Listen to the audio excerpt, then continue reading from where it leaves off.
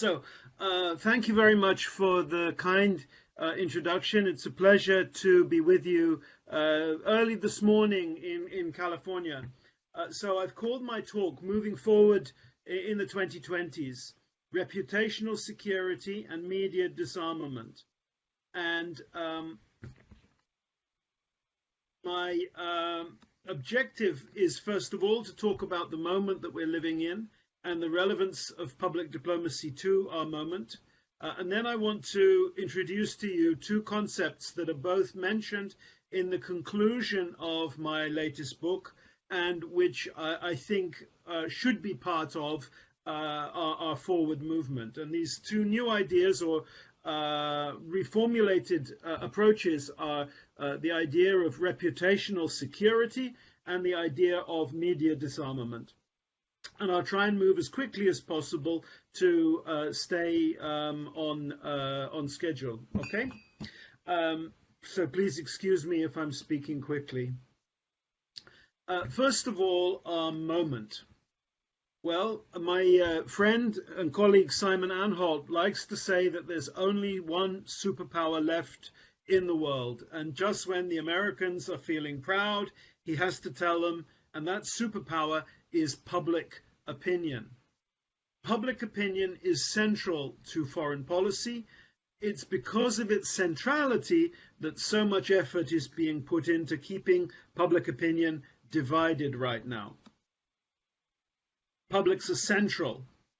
However, we find media operating as a disruptor as much as a unifier. I think that around the world we see media has become weaponized. We also live at a moment of technological transition.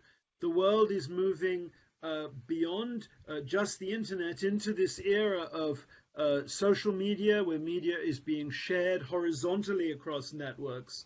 And I feel that people are having to learn once again how to judge media that comes to them and learn the habits and good health, if you like, of media consumption. I see the political community of the world as being like a community exposed to a new virus for which it has yet to develop an immunity. And this leads to a pandemic. Please excuse the metaphor, but we know it brings a pandemic if the community isn't ready for a virus. And I think when a community is exposed to a new technology, it can be equally disruptive. We saw big disruptions when popular press became available in the late 19th century. We saw great disruption when radio and radio and cinema was available in the mid 20th century, and then television brought its own transitioners too, and it was there was trauma associated with these moments. We pay more attention to the names of those traumas than the technologies of communication that were part of their causality. States are losing credibility and budget at the moment. I think there are many more credible voices in the world than nation states, and nation states can't afford to address everybody the way they could back in the Cold War days. We see rather a world arranged around networks. The network has come to characterize our moment, and when faced with a network, I think the nation state has to stop thinking about what can they say and rather think about who can they empower. And so we see now effective public diplomacy is moving from being a public diplomacy of advocacy to being a public diplomacy of empowerment, choosing the right person who's credible to your audience to empower and develop and assist in their outreach. The final thing to say about our moment is that we desperately need cooperation. The problems of the world today are too big for any one country to tackle alone, and they need communication to promote that cooperation. This is the message that comes out of the COVID-19 virus. It was already the challenge of climate change. We need each other to move forward, and public diplomacy has to be part of that mechanism. Now to the two terms that I'm particularly working with at the moment. The first is this idea of reputational security. Soft power is understood all over the world. The problem is that the term means different things in different places, and part of the way that it's understood, I feel, is that it's seen as an optional extra for the most important and the most powerful countries. I prefer to see soft power as an essential part of any country, and that the reputation of a country is actually part of that country's security. If you're not known for something and respected for something positive in the world, when you come under challenge in some shape or form, and it could be an existential challenge, the rest of the world doesn't worry about you in the same way if they don't care about you. So finding a way to be known, to be cared about, is part of the survival strategy of a vulnerable state in the 21st century.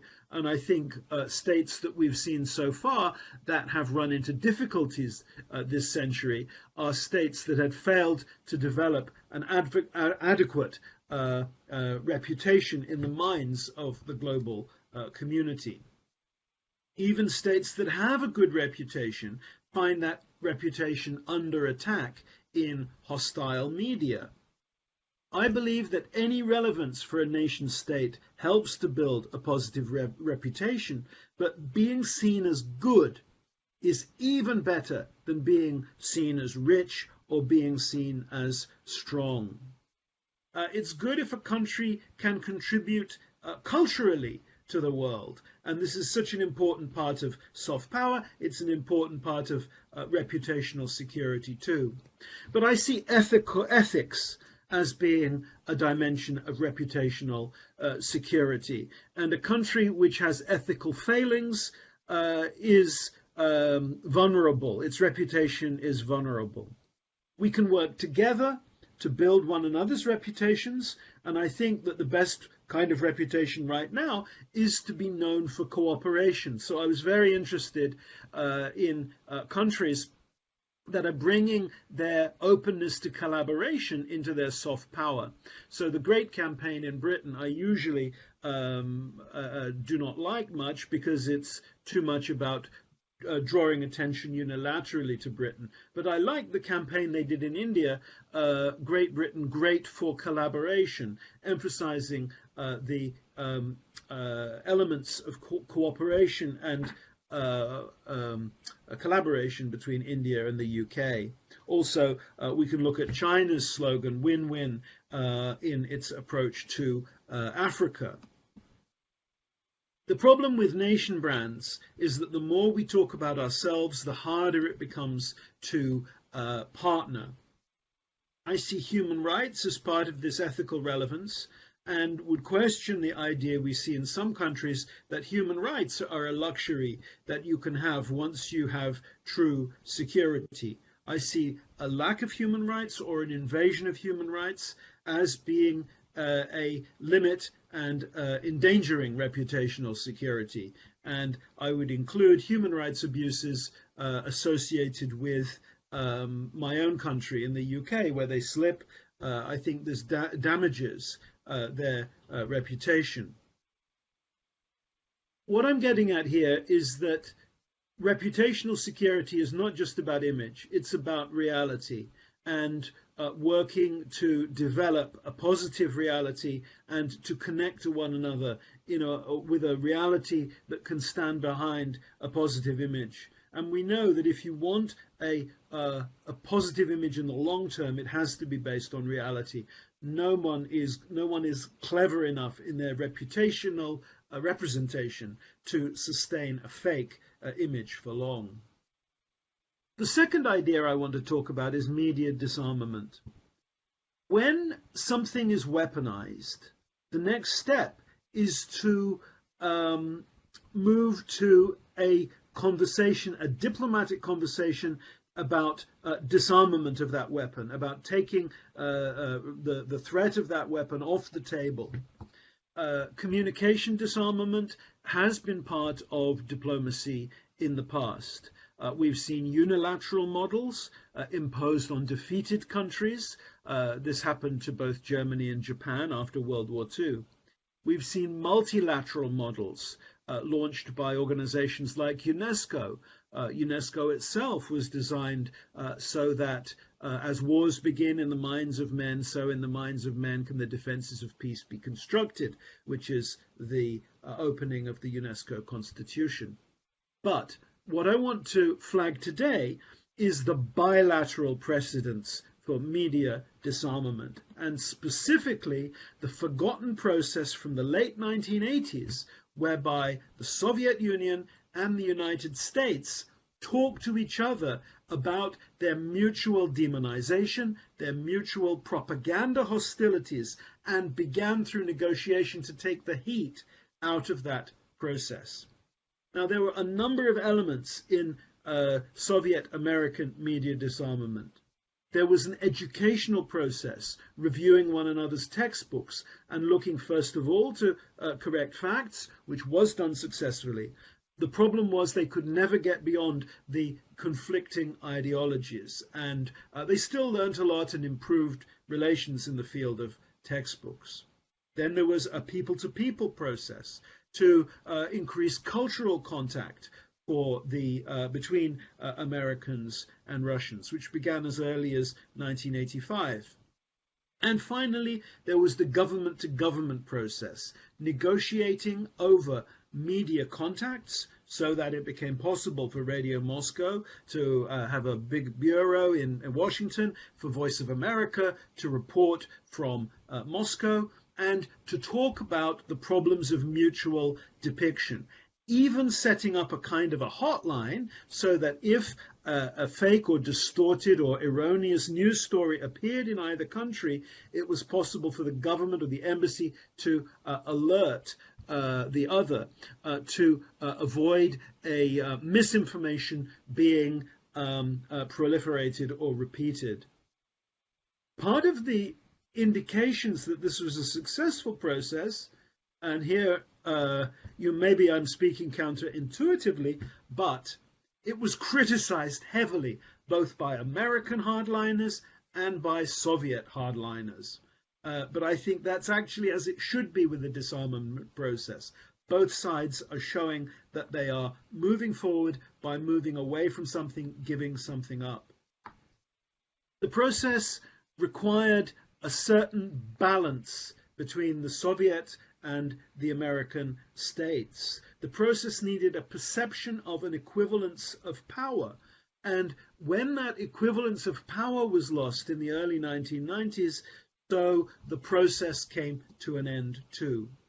I would also say that the process needed listening, and the American side of the equation is the one that I've researched in detail, and the Americans didn't always like what they were hearing from the Soviet interlocutors. They were hearing about American bias, American misrepresentation and distortion, and offensive American media offensive American historical textbooks, especially textbooks which minimized Soviet sacrifice in World War II. But there was a need to move forward, and many benefits from changes that came from this process.